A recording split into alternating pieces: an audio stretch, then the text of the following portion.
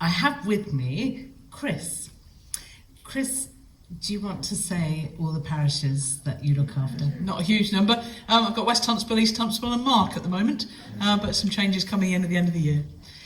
So Chris and I are going to discuss Chris's calling to prayer. Well, we are and we're not. I think it's a vocation. Just put your hand up if you feel that you're called to pray.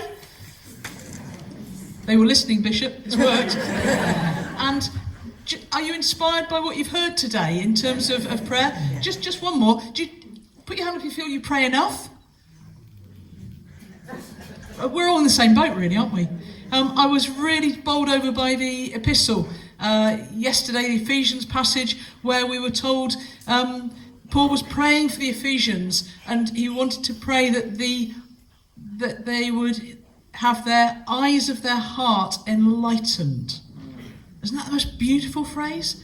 That the eyes of our heart would be enlightened. As we worship God in prayer, I believe it's just as much about what's going on in us as we look to our community. I think our title this afternoon is something more about praying for our community, isn't it?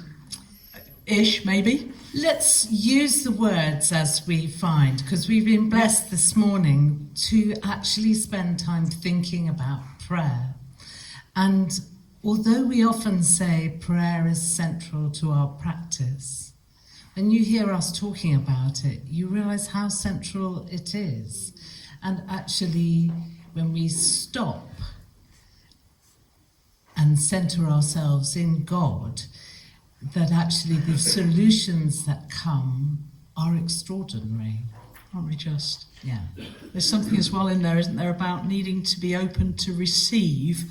So often I think we're looking to do good elsewhere. We had an amazing session the other day. We'd invited people to come and help us clean the church. That sounds exciting, doesn't it? You can imagine the PCC response to this. We thought we might get 2 or 3, but we opened it wide and we asked. And we ended up with 22 folks turn up, mostly nothing to do with church, but that maybe come along to a coffee morning or things like that. And there's something about asking ready to receive from God.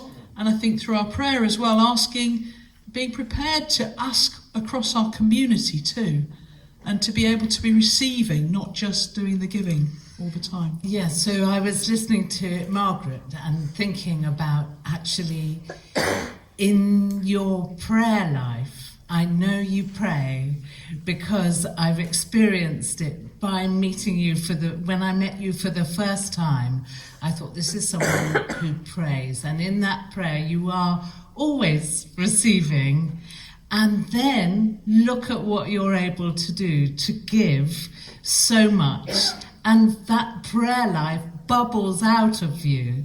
And I think it's the same for all of us, that prayer does actually transform us. Absolutely. And could we just be risky and say, maybe, important though it is admin, even more important beneath that is our prayer, isn't it? If we don't get that right, we can't expect things to come and be revealed to us. When I'm working with parishes, often people will say to me, well, we're an elderly congregation and we're diminishing. Imagine if you prayed hard. What a transformation that would be.